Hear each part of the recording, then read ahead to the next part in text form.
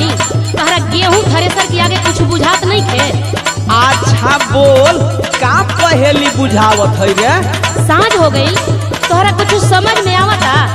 हमारा काम के आगे न कुछ नहीं के समझ में आवो, तनी तू ही समझाओ कि का घरे दौड़ल समझावे आइल वाली रे। अच्छा तो सुन, खाली अजराइल बाड़ गेहूं में, चली थ्रेसर कहिया रेहू में।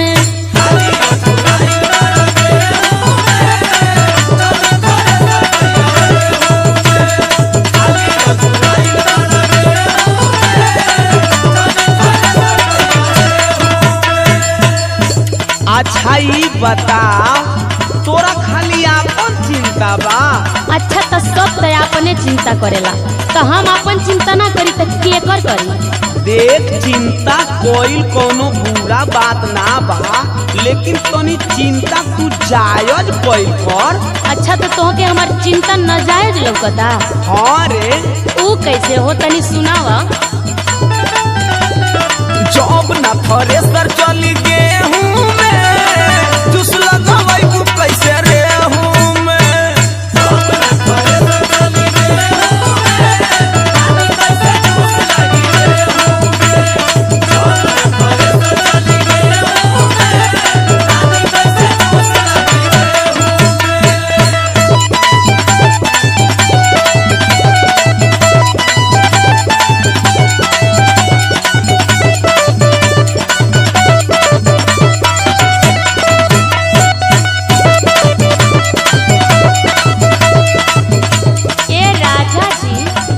रानी जी, तनी घरवा के मजबूरिया सुना ना।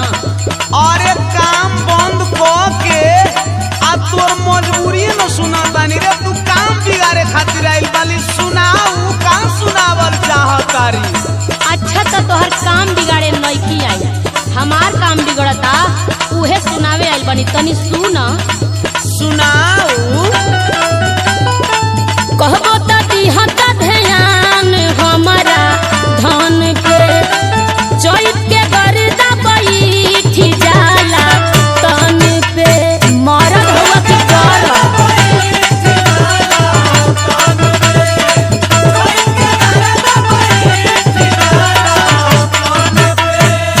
कहबो त दिहत ध्यान हमारा धन के, चैत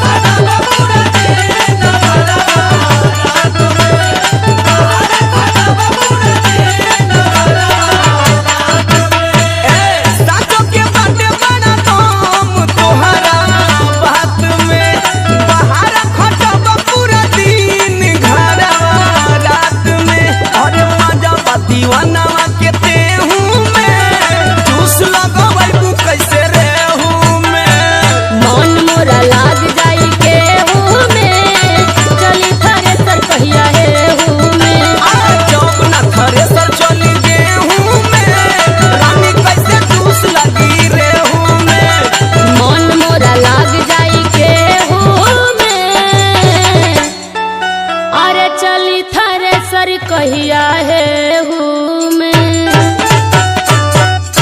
अच्छा तो चल पहले तोरे में थ्रेसर चला ली।